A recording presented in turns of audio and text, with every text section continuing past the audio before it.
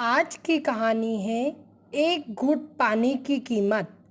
ये कहानी एक ऐसे राजा की है जिसने गलत तरीके से क्रूरता से अपनी प्रजा से धन लूटकर हीरे जवाहरात लूटकर बहुत सारा खजाना बना लिया था।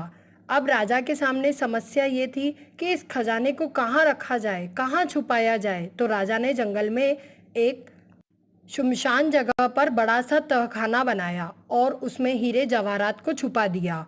इस जगह का रास्ता सिर्फ दो ही लोग जानते थे, एक खुद राजा और एक दूसरा उसका भरोसेमंद मंत्री। राजा ने सोचा, अगर मैं कभी देखने नहीं जा पाया तो कम से कम मंत्री को बोलकर उसे दिखवा तो लूँगा कि खजाना सुरक्षित है या नहीं। ऐसा ही चलता रहा और कहीं से भी खजाना चुरा के लाते तो वहाँ छिपा देते थे। एक दिन राजा ने सोचा, आज अपना खजाना खुद देखने चला जाऊं। राजा अपने राजमहल से निकलकर जंगल में पहुंचा। राजा के पास चाबी थी और फिर चाबी से ताला खोला और अंदर चला गया। राजा ने खजाना देखा और खजाना देखकर मंत्रमुग्ध हो गया और अपने सारे सिकंदर समझने लगा। और राजा अपार हीरे जवाहरात देखकर फूला नहीं समा रहा था। सोच रहा था कि मुझसे ज़्यादा दुनिया में कोई धनवान नहीं है और इस तहखाने में बहुत बेशकीमती हीरे मोती हैं जिसकी शायद दुनिया में किसी को भी पता नहीं है। राजा हीरे मोतियों में खोया रहा। तभी किस्मत से वहाँ मंत्री का गुजरना हुआ। उसने कमरे का ताला खुला देखा तो मंत्री घबरा गया और उसने सोचा, कहीं मुझसे ये दरवाज़ा खुला तो नहीं रह गया। अब मैं 2 दिन पहले आया था। मंत्री दौड़ा और झट से दरवाज़ा बंद कर दिया और वहाँ से चला गया। राजा खजाने में खोया हुआ था। फिर अचानक राजा को ध्यान आया, बहुत देख लिया, अब राजमहल चला जाए। और राजा दरवाजे की तरफ बढ़ा तो दरवाज़ा तो बंद है। राजा के पास चाबी थी लेकिन वो किसी काम की नहीं। राजा दरवाज़ा पीटता रहा, चिल्लाता रहा, कोई दरवाज़ा खोलो। अब वहाँ कोई आने वाला नहीं था क्योंकि वो एकदम सुनसान जगह थी।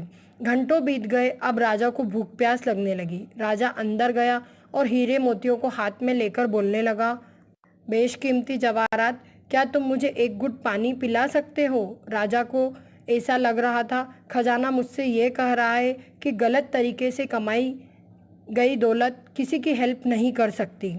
राजा बेहोश हो गया और वहीं गिर गया। जब होश आया तो कंडीशन बहुत ख़राब थी और ऐसा लग रहा था कि अब सांसें बची ही नहीं। तभी राजा ने बक्से से एक हीरे निकाले और उस पर लेट गया और राजा दुनिया को एक मैसेज देना चाहता था। उसका मैसेज बहुत ही सिंपल था लेकिन लिखने के लिए वहाँ पेन नहीं था। तब राजा ने एक हीरा उठाया और अपनी उंगली तोड़ दी और उसके निकले खून से दीवार पर लिखना शुरू किया। उधर मंत्री और उसके सैनिक राजा को खोज रहे थे। काफ़ी दिन हो गए, राजा का कोई पता नहीं चल रहा था। तभी मंत्री के मन में ख्याल आया, राजा तो मिल नहीं रहा है, पता नहीं क्या किसी ने राजा का शिकार तो नहीं कर लिया। तरह तरह के ख्याल आ रहे थे। तभी मंत्री के मन में विचार आया, राजा तो अब नहीं आने वाला। खजाना जिसका रास्ता सिर्फ मुझे पता है, चलकर देखा जाए और अपने लिए कुछ लेकर यहाँ से निकला जाए। राजा का तो कुछ पता ही नहीं कि वो जिंदा है या मर गया। मंत्री जब तहखाने का दरवाज़ा खोला जिसकी चाबी उसके पास थी, मंत्री दरवाज़ा खोलकर अंदर गया तो सन्न रह गया। देखा एक लाश पड़ी हुई थी और वह कोई नहीं, वह राजा था। मंत्री ने दीवार पर देखा, एक मैसेज लिखा हुआ था, ये दौलत जो मैंने कमाई, ये हीरे मोती भी अंत समय में मुझे एक घुट पानी नहीं पिला सके।